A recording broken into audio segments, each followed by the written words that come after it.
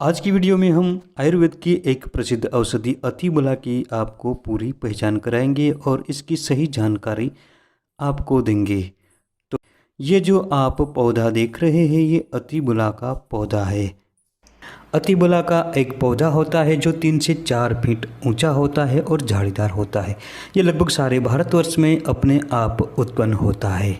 आयुर्वेद की प्रमुख ताकतवर औषधियों में से अतिबला एक है। दोस्तों, इसका क्षुप झाड़ीदार होता है। इसके पत्ते दिल के आकार के और अग्रभाग पर नुकीले होते हैं।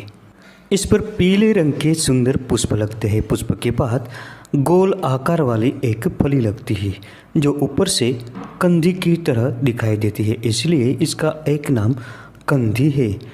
अतिबला का हिंदी नाम चंपी और कंधी है।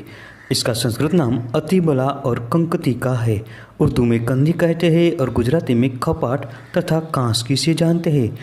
अतिबला का अंग्रेजी नाम मूनफ्लावर और वैज्ञानिक नाम एमोटिलॉन इंडिकम है।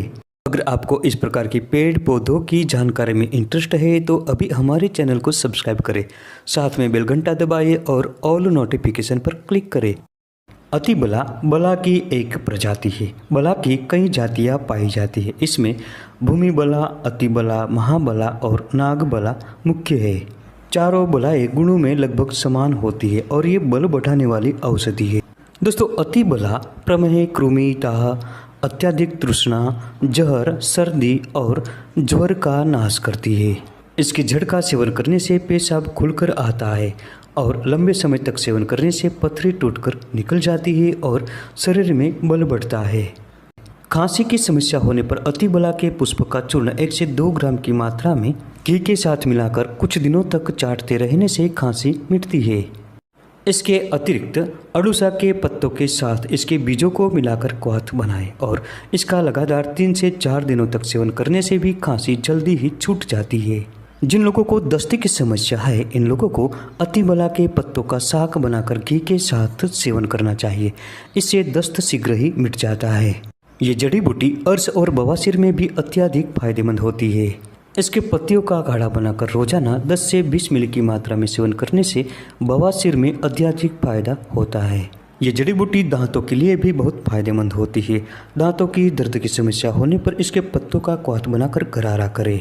इस प्रयोग को कुछ दिनों तक लगातार करते रहने से मसूड़ों की सूजन उतर जाती है और दांतों का दर्द मिटता है और दांत मजबूत बनते हैं। ये जड़ी बूटी पीलिया और कामला को दूर करती है। इसके लिए इसके मूल का चूर्ण 1 से 2 ग्राम की मात्रा में शहद के साथ मिलाकर कुछ दिनों तक लगातार सेवन करने से पीलिया खत्म होता है। अतिबला किसी भी प्रकार की पथरी में बहुत फायदेमंद होती है। इसके पत्तों तथा मूल का क्वाथ बनाकर 20 से 30 मिली की मात्रा में रोजाना सेवन करने से पथरी मूत्रमार्ग से टूटकर बाहर निकल जाती है। दोस्तों, ये अतिबला मधुमेह यानी डायबिटीज़ में भी फायदेमंद होती है।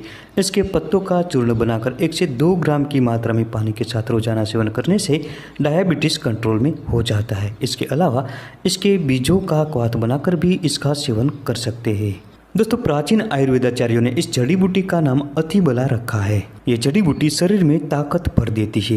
ये सभी प्रकार की कमजोरियों को मिटा देती है। इस जड़ी बूटी के मूल का चूर्ण या कल्क 2 से 3 ग्राम की मात्रा में या इसका रस 5 से 10 ग्राम की मात्रा में शहद के साथ तथा असमान मात्रा में घी के साथ मिलाकर सुबह शाम 1 साल तक रोजाना सेवन करने से शरीर पुष्ट और ताकतवर बनता है, याददाश्त बढ़ती है और अनेक प्रकार के वीर्य विकार नष्ट होते हैं। दोस्तों, एक बात का ख्याल जरूर रखें, जिस प्रयोग में आपको घी के साथ शहद का उपयोग करने की सलाह दी जाती है वहाँ घी और शहद असमान मात्रा में लेना चाहिए, यानी 1 चम्मच शहद तो 2 चम्मच घी होना चाहिए। और ध्यान रखें, शहद कभी गर्म करके न ले। गर्म किया हुआ शहद जहर के समान काम करता है, इसलिए कदापि इसका प्रयोग न करें। और घी के साथ शहद समान मात्रा में कभी न ले। इसके पंचांग का क्वाथ बनाकर 10 से 20 मिली की मात्रा में साथ में 1 ग्राम सौंठ मिलाकर सेवन करें। इससे सभी प्रकार के ज्वर में फायदा होता है। इसके अलावा घाव पर इसके पत्तों का कल्क या लेप लगाने से जल्दी ही घाव भर जाते हैं।